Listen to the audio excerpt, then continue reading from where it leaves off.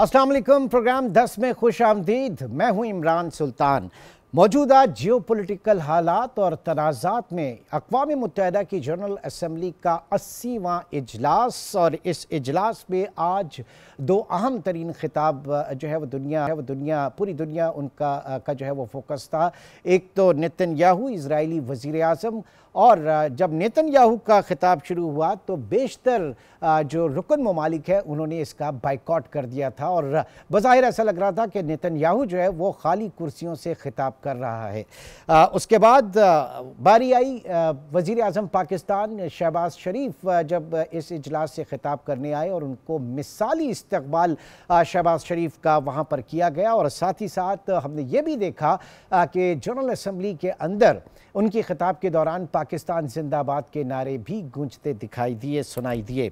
शहबाज शरीफ की आज का खिताब उनका बड़ा फोकस्ड, बहुत प्रिसाइज था, और बिलखुसूस पाकिस्तान की खारजा पॉलिसी के हवाले से और पाकिस्तान किस तरह से पूरी दुनिया को देख रहा है और आलमी अमन के हवाले से पाकिस्तान अपना जो किरदार अदा करना चाहता है उसके ऊपर उन्होंने बात की। उन्होंने पाक भारत जो तनाज़ा है, हालिया जो तनाज़ा, उसके ऊपर खुलकर बात की। उन्होंने बताया कि भारत ने जो फॉल्स फ्लैग ऑपरेशन था उसके बाद किस तरीके से पाकिस्तान के ऊपर हमला किया, और इस मिस एडवेंचर की भारत को क्या कीमत अदा करनी पड़ी।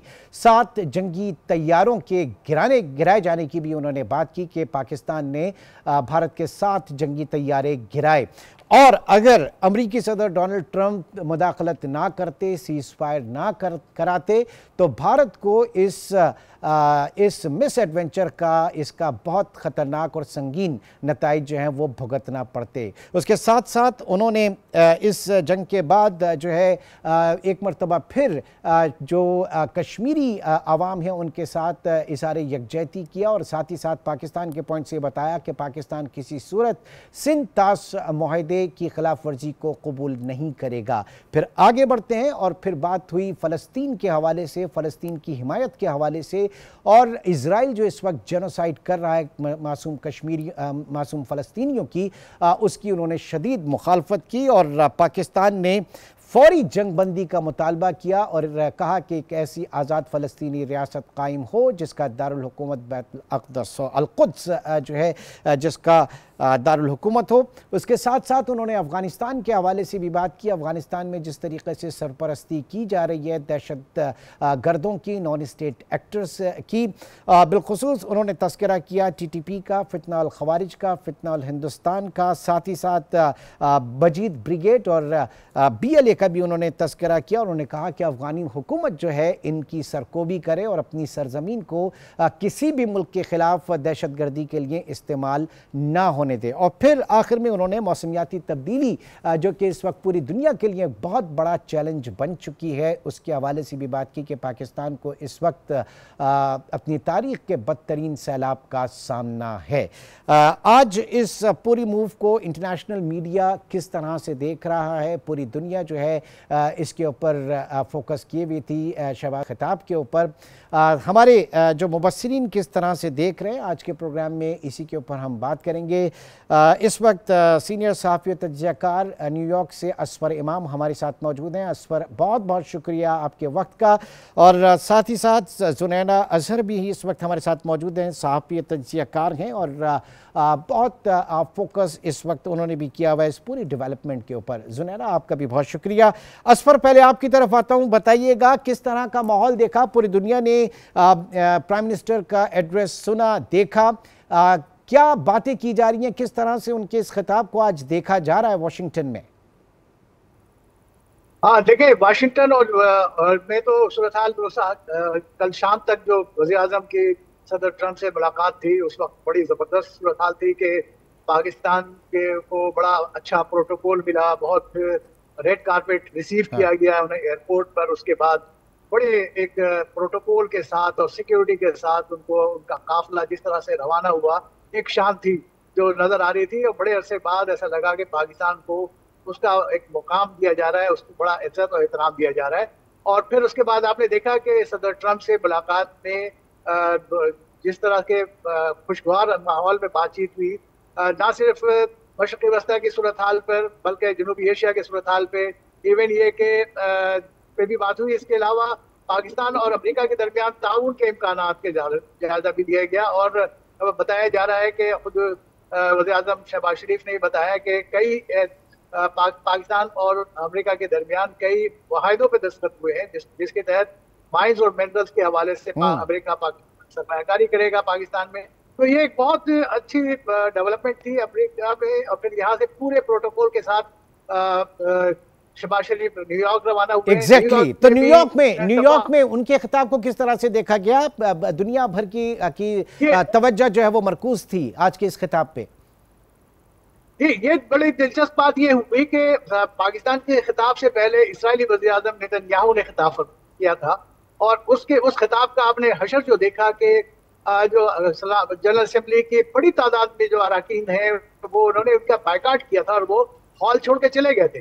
तो नेतन्याहू ऑलमोस्ट खाली कुर्सियों से खिताब कर रहे थे, और उन्होंने जो बातें की, जिस तरह बातें की, उसका भरपूर जवाब देने का मौका मिला वज़ीर-ए-आज़म नवाज शरीफ को। पाकिस्तान को जवाब देने का मौका मिला, और शहबाज शरीफ साहब ने जो अपने खिताब में उन्होंने उसको मुदल्लिल अंदाज से उसका जवाब दिया। उन्होंने बताया कि इसराइल किस तरह की जेनोसाइड कर रहा है और पाकिस्तान की उसके पॉलिसी क्या है। पाकिस्तान चाहता है कि अमन कायम हो, और उसमें दीगर मौजूदात में क्लाइमेट चेंज के जो असरात है पाकिस्तान के ऊपर में, उस पर बात की। लेकिन सबसे मौसर जवाब समझ लें कि जो इसराइल को मिला है, और फौरी बात जो मिला है, वो पाकिस्तान की तरफ से मिला है, और वो पाकिस्तान के हिस्से में आया ये जवाब देना, और बड़े मुदल्लिल और बड़े इत्तेमाद के अंदाज से शहबाज शरीफ साहब ने इसराइल को जवाब दिया। और उन्होंने वहाँ पे खिताब में आलमी बिरादरी को भी तलकीन की कि पाकिस्तान तो बहुत पहले यानी जो 80s में ही फलस्तीन को तस्लीम कर चुका था, और दीगर ममालिक, कुछ बड़े ममालिकों ने हाल में ही उसको तस्लीम किया है, और उन्होंने पूरी दुनिया पे जोर दिया कि वो इस फलस्तीन को तस्लीम करे, और जो वहाँ पे जो सूरत हाल है, फलस्तीन के सूरत हाल है, उसके पुरअमन हल की तलाश में अपना हिस्सा अदा करें, अपना किरदार अदा करें, और वो जो एक जेनोसाइड है इसराइल की तरफ से उसका रोकथाम के लिए कोई अमली इक़दाम। ठीक है, मैं जरा जुनैरा की तरफ आता हूँ। ये फरमाइएगा कि किस तरह से आप देख रही हैं, जाहिर है कि ये बड़ा तारीखी खिताब था। आज पाकिस्तान की जो रिप्रेजेंटेशन थी, शहबाज शरीफ साहब ने 240 मिलियन पाकिस्तानियों की नुमाइंदगी की। कितनी भरपूर नुमाइंदगी की? Well, thank you very much for having me. सबसे पहले तो ये कि ये जो जनरल असेंबली का इजलास है, ये बड़ा एक्सेप्शनल टाइम्स में हो रहा है। एक ऐसे टाइम में जब आपके सामने सारे परमानेंट मेंबर्स जो हैं वो पैलेस्टाइन को रिकॉग्नाइज कर चुके हैं, इंक्लूडिंग यूके एंड फ्रांस, और अब सिर्फ यूएस ही बाकी रह गया है जो सिर्फ इजराइल के साथ खड़ा है। और इसके अलावा डेमोक्रेट्स ये खुल के कहते हैं कि वन सिंगल फैक्टर जिसकी वजह से हम पिछले इलेक्शंस हारे हैं, that is Gaza war. So Gaza war ने मेक एंड ब्रेक का रोल प्ले किया है इस वक्त ग्लोबल ऑर्डर में जो चेंजेस आ रहे हैं उसमें, और America is more isolated then ever.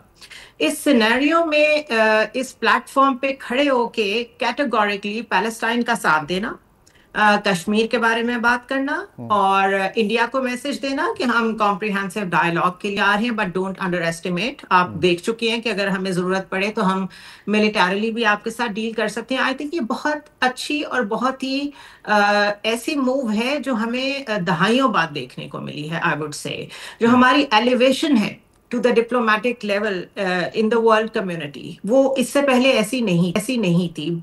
2019 में यही प्रेसिडेंट ट्रंप थे जिन्होंने पाकिस्तान के बारे में कुछ बुरे अल्फाज भी कहे थे और साथ का हमारा फंड रोकने की बात की थी, और हमें सिर्फ सिक्योरिटी लेंस से देखा जाता था विद रेफरेंस टू अफगानिस्तान। आज मिनरल डील की भी बात हो रही है, आज ट्रेड पार्टनरशिप की भी बात हो रही है, आज हम न्यूक्लियर कंट्री होते हुए हर ब्लॉक का हिस्सा हैं, और जो गाजा के बारे में 21 पॉइंट्स प्लान डिस्कस हुआ है विद द अरब कंट्रीज, हम उसका भी हिस्सा थे। दिस सिंपली मीन्स कि Pakistan is so well anchored in the current geopolitical scenario, और उसमें इंडिया के नरेंद्र मोदी आपको नजर नहीं आ रहे, जो कि बेसिकली स्ट्रेटेजिक पार्टनर है यूएस के। Where is he is not there because उनकी हर शॉट गलत डायरेक्शन में जा रही है, और इस वक्त वो आइसोलेटेड है, not only in South Asia बल्कि ग्लोबली। तो मेरे ख्याल it's great shift in Pakistan's diplomacy and global standing. जी असफर, इंडियन कम्युनिटी वहां पर जो थिंक टैंक्स हैं वो किस तरह से देख रहे हैं पाकिस्तान की इस मूव को? पाकिस्तान की बड़ी यानी स्मार्ट मूव को देख के इस बात का एतराफ भी हो रहा है वहाँ पे इंडियन कम्युनिटी में। और आपको अंदाजा है कि यहाँ पे ये जो मोदी साहब इस इजलास में शरीक नहीं हुए, उसको ये लिया जा रहा है कि मोदी सूरत हाल का सामना करने के लिए तैयार नहीं है और वो फरार इस हाल सूरत हाल के। और इस मौके पर खासकर जो खालिस्तान के हामी है, बहुत बड़ी तादाद है उनके, खालिस्तान की तहरीक के, वो इंतजार कर रहे थे कि वो आए तो उनके खिलाफ मुजाहरे किए। उसके बावजूद उन्होंने बड़े मुजाहरे किए। तो खासकर मेरी जो खालिस्तान तहरीक के में जो मुजाहरे के लिए शरीक लोग हैं, इनसे मेरी बात हुई। पाकिस्तान की इस मूव को बड़ा अप्रिशिएट किया उन्होंने। और उन्होंने कहा कि पाकिस्तान अगर हमारी मदद करे तो हम बहुत जल्दी आज़ादी हासिल कर सकते हैं। और उनका ये भी ख्याल था कि सिर्फ खालिस्तान नहीं बल्कि भारत के, और जैसे कोई मेरी बात भी डॉक्टर अमरजीत सिंह से जो खालिस्तान तहरीक के सरबराह थे, उनका ये कहना था कि सिर्फ पंजाब उनसे अलग नहीं होगा बल्कि भारत के और भी हिस्से अलग होंगे। और वो जो तहरीक जो कोशिश है वो दूसरे पड़ोसी ममालिक में करता था, आज वो खुद इसका शिकार हुआ है। और इस वक्त मोदी सरकार की जो पॉलिसीज हैं वो पूरी दुनिया में उसकी कोई वक़्त नहीं है। और पाकिस्तान की मूव बहुत अच्छी है। अगर ये इस तरह आप लेके आगे बढ़ते हैं तो पाकिस्तान के इलाके के लिए एक मिसाली मुल्क बन जाएगा। सुनहरा, कहाँ एक मरतबा जो है वो दावा किया जा रहा था नरेंद्र मोदी की तरफ से कि उन्होंने पाकिस्तान को आइसोलेट कर दिया है, और इस वक्त हम देख रहे हैं कि खुद नरेंद्र मोदी जो है वो आइसोलेट हो चुका है। पाकिस्तान की सिफारतकारी कितने अरसे बाद इस ट्रैक के ऊपर हमने देखी है? थोड़ा सा इस सिफारतकारी के हवाले से बात करें। एज यू सेड कि पाकिस्तान इस वक्त हर ब्लॉक के अंदर मौजूद है। पहली दफ़ा ऐसा है कि जनाब हमारे अमेरिका से भी बड़े मिसाली ताल्लुकात हैं, हमारे रूस से भी बड़े मिसाली ताल्लुकात हैं, ईरान से भी बहुत अच्छे ताल्लुकात हैं, चीन से भी बहुत अच्छे ताल्लुकात हैं। तो ये तो एक बहुत बड़ी गॉड गिफ्टेड चीज़ इस वक्त हुई है पाकिस्तान के लिए। जी बिल्कुल, मैं इस बात पे इत्तेफाक करता हूं। असफर, मैं जरा जुनैरा से इसके ऊपर कमेंट लेना चाह रहा था। जी बिल्कुल। जी Junaira,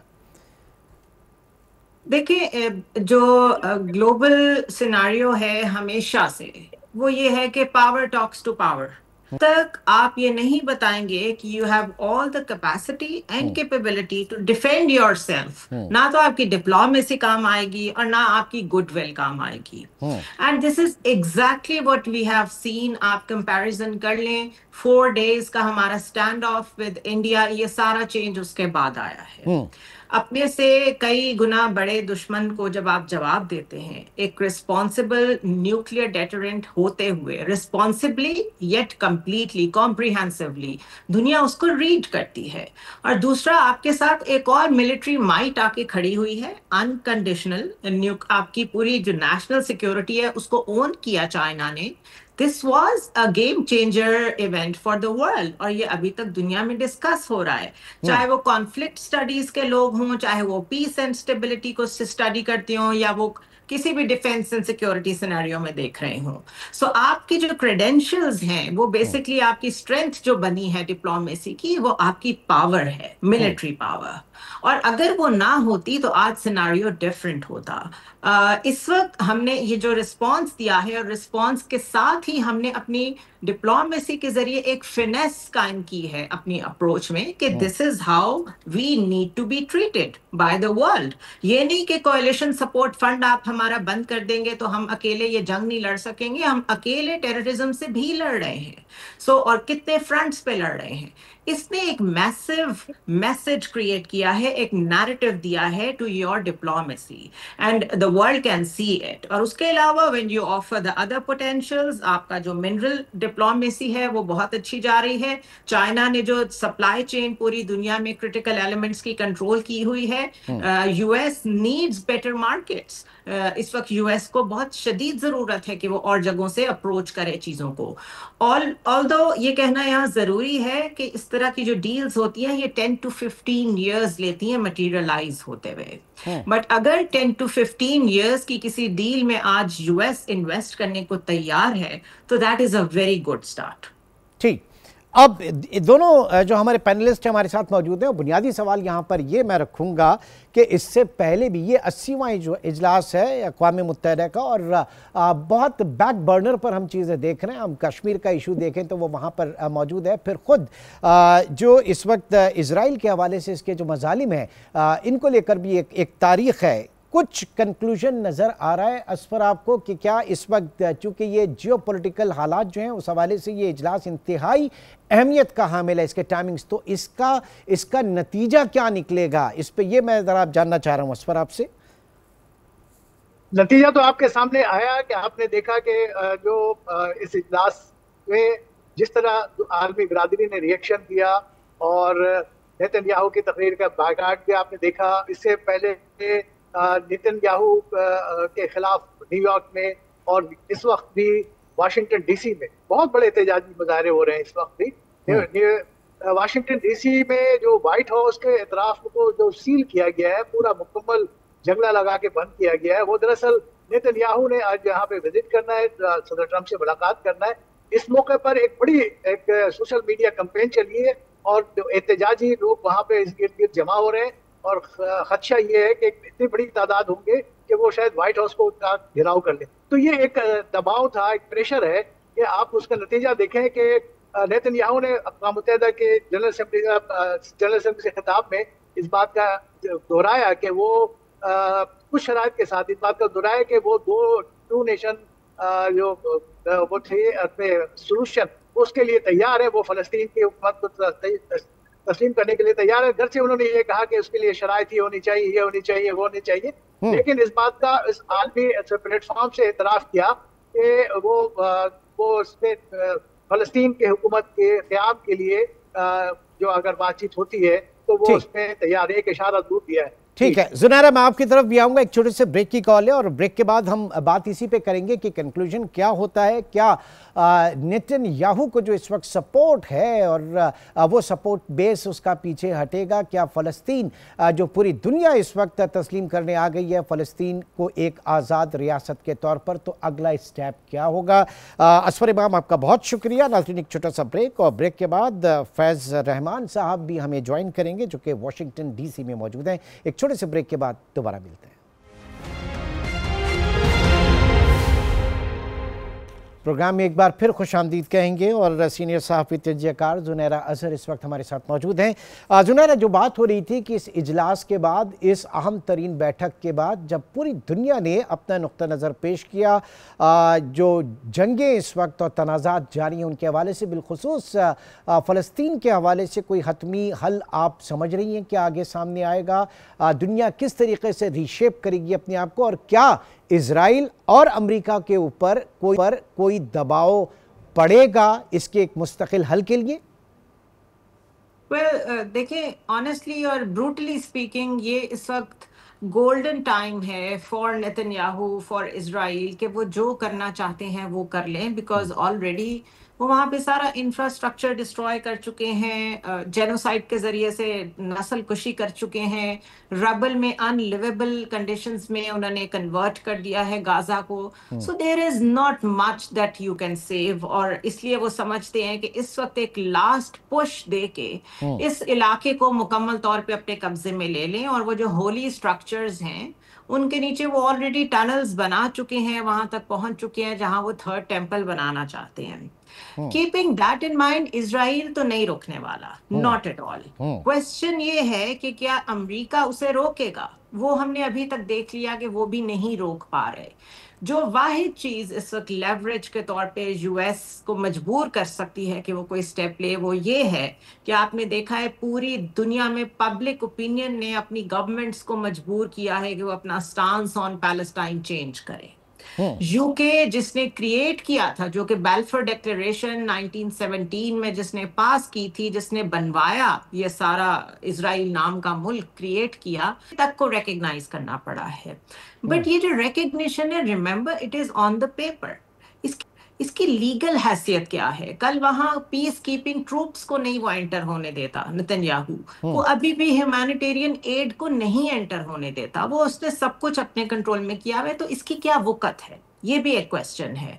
so yes, on paper ये मॉरली बहुत बड़ा प्रेशर इस वक्त बिल्ड कर रहा है ऑन द यूएस गवर्नमेंट कि आप लोग डेमोक्रेट्स भी लूज कर चुके हैं गाजा वॉर की वजह से, तो क्या आप रिपब्लिकन्स भी लूज करना चाहेंगे?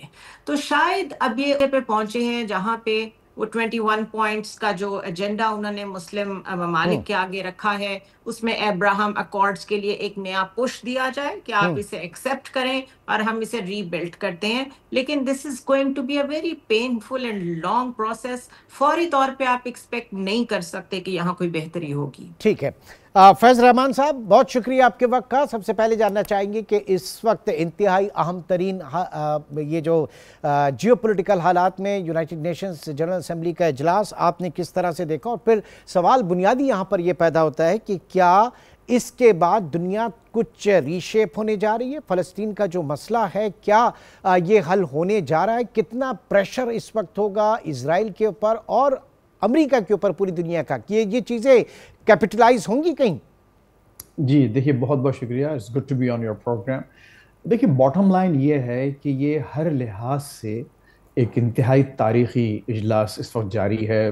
80th सेशन है। फिर उसमें आप ये देखिए, जो वर्ल्ड पावर्स जो कि रिस्पॉन्सिबल थी खुद इसराइल को क्रिएट करने की, आज उन्हीं वर्ल्ड पावर्स ने मजबूर होकर एक फ़लस्तीनी स्टेट को, ठीक है अभी बाकायदा उसका क़याम अमल में मुख्तलिफ वजूहात की वजह से ज़ाहिर है कि प्रैक्टिकली नहीं हो सकता, लेकिन एक बहुत बड़ा स्टेप है। कोई सोच भी नहीं सकता था कि फ्रांस और यूके जैसे कंट्रीज़ एक्चुअली अमेरिका से, सदर ट्रम्प से मुकम्मल इख्तलाफ करते हुए बिल्कुल एक डिफरेंट डायरेक्शन लेंगे। ऑस्ट्रेलिया, न्यूजीलैंड और बहुत से ममालिक हैं, खुसूसन मगरबी दुनिया ने ये रियलाइज़ कर लिया है कि हम हॉलोकॉस्ट के विद इन लाइक 80 ईयर्स हम एक और नई हॉलोकॉस्ट, एक नई जेनोसाइड से गुजर रहे हैं और हमारी आंखों के सामने सब कुछ हो रहा है।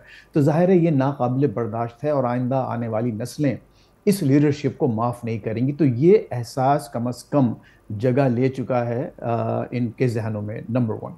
देखिए, नंबर 2 जो आपका सवाल है कि क्या इससे दुनिया पर असर पड़ेगा, अमेरिका पर असर पड़ेगा, मैं समझता हूँ कि इस वक्त जो आप सिचुएशन देख रहे हैं, it's a total realignment, geo political realignment. अब से पहले आप इस वक्त ट्रम्प से, मुझे भी बहुत से इख्तलाफात हैं, यहाँ की जो मुस्लिम अमेरिकन कम्युनिटी है उन्होंने हालांकि वोट काफ़ी दिया था, लेकिन उसके बावजूद भी हम लोग बहुत नाला हैं उनकी बहुत सी बातों से। लेकिन उसके बावजूद आप ये देखिए कि कम से कम ट्रम्प की एक कोशिश ये ज़रूर रही है कि नई वॉर्स स्टार्ट ना हो, और जो कुछ जारी हैं उस पर वो जिस हद तक उनकी इस्तिताअत है और बस है उसके मुताबिक वो उनको रोकने की कोशिश कर रहे हैं। गज़ा का मामला हमारे लिए इसलिए बहुत मायूस कुन है कि वहाँ पर वो एक बयुक जंबिश कलम जिसे कहा जाता है, वो उस मामले को रोक सकते थे, लेकिन अब तक वो पूरी कोशिश नहीं कर सके हैं और वहाँ जो कत्लेआम जारी है वो अभी भी जारी और सारी है। और नेतन्याहू साहब ने आज फिर खिताब किया और वही दीदा दिलेरी और उसी बेगैरती और बेशर्मी के साथ उन्होंने वो दावे किए 70,000 मासूम लोगों के कत्ल के बाद कि वो इस वक्त जो है वो एक वो सही हिस्ट्री की सही समत में और सही साइट पर हैं। तो ये सारी बातें हैं, लेकिन एक जो बात जो बहुत अच्छी तरह से एम्फिसाइज करना चाहता हूँ, पाकिस्तान का रोल। देखिए, अनफॉर्चुनेटली अगर आप ओवर द ईयर्स देखें तो पाकिस्तान ने मुख्तलिफ, जब भी हमारा अलाइनमेंट या इत्तेहाद हुआ है मगरबी ममालिक से, खुसूसन अमेरिका से, हमने जंगों में हिस्सा लिया है उसकी वजह से। चाहे आप मतलब पीछे सीटो सेंटो से चले जाएं, फिर जो U2 का वाक़या जो हुआ था और जिसके ऊपर हमको खुर्शीफ ने बाकायदा धमकी दी थी सफ़े हस्ती से मिटाने की, तो वो तमाम बातों से और आज तक आप देखिए कि हम इन माहिदों की वजह से, इन मुलाकातों की वजह से, सदर अयूब यहाँ पर आए, उन्होंने कहा जी ये आर्मी आपकी आर्मी है, और फिर आपने देखा कि उसके नताइज वो तो जाहिर है कि एक पूरी बड़ी हिस्ट्री है, तारीख है। मैं थोड़ा सा आगे बढ़ूंगा। मैं एक सेकंड जो मैं बात कहना चाहता हूं मुकम्मल तौर पे, वो ये कि अब इस वक्त पाकिस्तान एक अमन की कोशिशों में शामिल हुआ है। यानी अब जो रीअलाइनमेंट हुआ है वो आप देखेंगे कि बाकायदा इक्वेशन जो है, Pakistan is part of the solution and this is an important distinction. बहुत अच्छा फ़र्क है और मैं समझता हूँ पाकिस्तान के लिए एक सुनहरा मौका है कि अपने मामलात जो है वो सही सिमत में इस्तवार बिल्कुल, करे। ग्लोबल पीस मेकिंग में पाकिस्तान का किरदार और अहम हो जाएगा, रोल और बढ़ जाएगा। लेकिन यहाँ पर सवाल ये पैदा होता है कि खुद यूनाइटेड नेशंस के ऊपर जो है ट्रंप ने बहुत तनकीद की है, और हमारा जो कश्मीर का इशू है वो बैक बर्नर के ऊपर है, और फिर ये इजराइल वाली जो मामला है हमेशा वीटो हो जाता है। तो खुद यूनाइटेड नेशन के का जो स्ट्रक्चर है, क्या उसके अंदर भी किसी किस्म की तब्दीली जो है वो होनी चाहिए? ये सवाल मैं रखूंगा जुनैरा अजहर के सामने। लेकिन एक छोटा सा ब्रेक के बाद हम दोबारा आते हैं।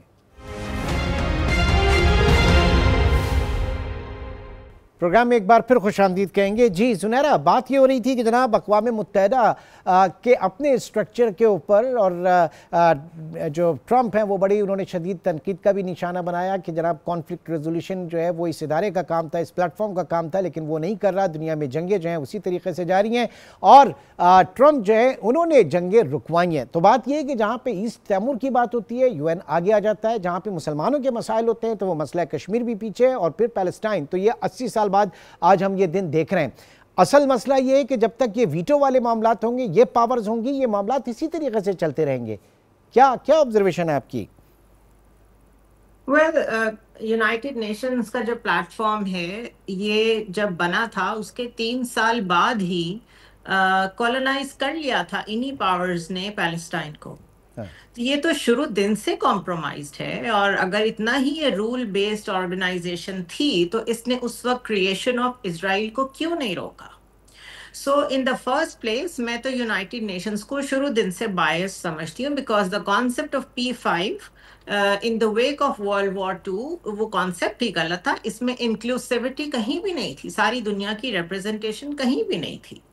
सो दिस इज वाई एक वॉर से निकल के दूसरी वॉर में, फॉरएवर वॉर्स में US इन्वॉल्व होता रहा है, हर डेकेड में एक नई जंग शुरू करता रहा है, और हर जंग में जो सपोर्ट है वो ताकतवर के पास रही है। UN ने क्या कर लिया?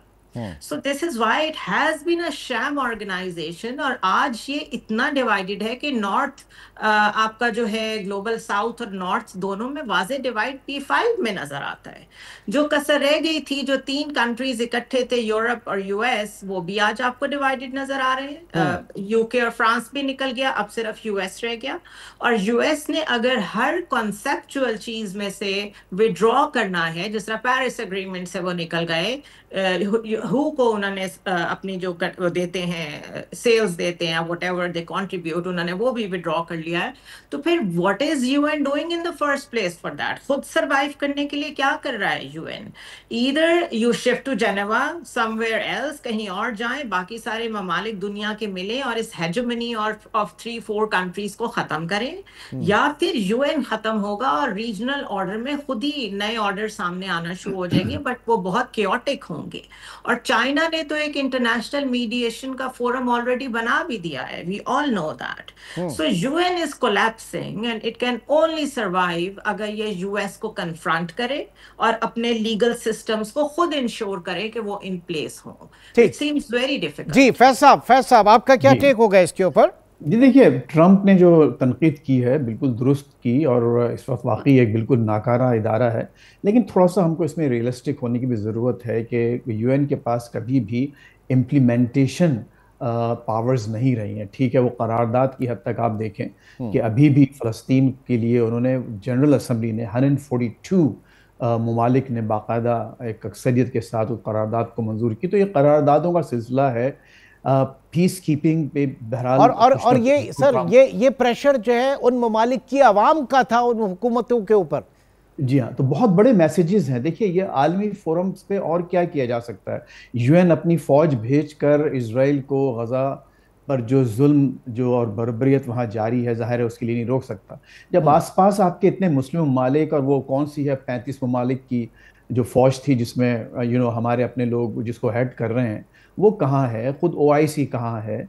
इससे पहले कि हम यहाँ न्यूयॉर्क और जिनेवा पहुँचे हैं, वो आपका तेहरान, आपका बगदाद, आपका दमिश्क, आपका इस्लामाबाद, ये सब कहाँ है? ये भी तो कुछ कर सकते हैं ना। ये भी तो इन्होंने भी तो हम लोगों को इंतहाई मायूस किया है। लेकिन इसमें कोई शक नहीं है कि इस वक्त UN को रीऑर्गेनाइज, उसकी तश्कील नौ करने की ज़रूरत है। ये जो वीटो पावर्स हैं, खुद अब बाकायदा अब तो एक फॉर्मल एक तजावीज़ आ चुकी हैं और काफ़ी अरसे से आ रही हैं कि इसको वीटो जो की जो पावर्स हैं वो एक्सपैंड की जाएं, दूसरे ममालिक को शामिल किया जाए या फिर सिरे से उसको ख़त्म किया जाए। लेकिन ये इतने आसान काम नहीं है। एक बहुत अजीम एक मॉन्स्टर बन के आपके सामने आ गया है इन टर्म्स ऑफ बजट। लेकिन देखिए यूएस का इन्फ्लुएंस बहरहाल उस पर रहेगा। यूएस अभी भी डिस्पाइट के, जैसे जुनैरा साहबा ने फरमाया कि वो मुख्तलिफ जो झेली इदारे हैं यूएन के, उससे निकल चुका है, उससे विड्रॉ कर चुका है और दूसरों से निकलने की तैयारी कर रहा है। लेकिन अभी भी अमेरिका सबसे बड़ा कंट्रीब्यूटर है in terms of money budget. More than 13% of the budget basically सिर्फ अमेरिकन देते हैं। फिर ज़ाहिर है न्यूयॉर्क की जो रियल एस्टेट है वो सारी यूएन के पास है। तो ये अभी इतना आसान नहीं है कि आप यूएस के असर से इतनी जल्दी निकल जाएं। लेकिन मैं समझता हूं कि इस वक्त जो मौजूदा आपके सेक्रेटरी जनरल हैं वो बहुत ही दिलेरी के साथ और अपने आप को असर्ट कर रहे हैं और उन्होंने मुख्तलिफ मामलात पर बावजूद ट्रंप की वाज़ेह कोशिश के उन्होंने एक बहुत भरपूर एक फैसले किए हैं और भरपूर एक पोस्टर लिया है।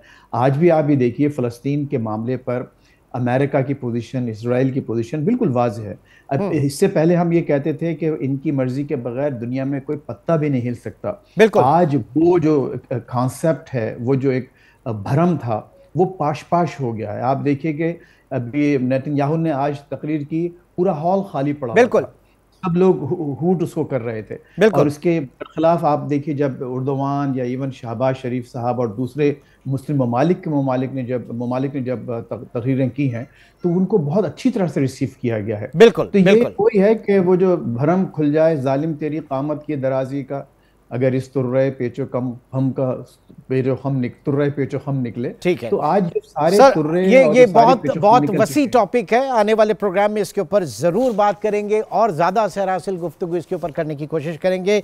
बहुत बहुत शुक्रिया जुनैरा अजहर, आपका भी बहुत शुक्रिया। फैज़ रहमान साहब, आपका भी बहुत शुक्रिया। आज के प्रोग्राम से इतना ही। इंशाल्लाह आपसे फिर मुलाकात होगी। अपना बहुत ख्याल रखिएगा। अल्लाह हाफ़िज़।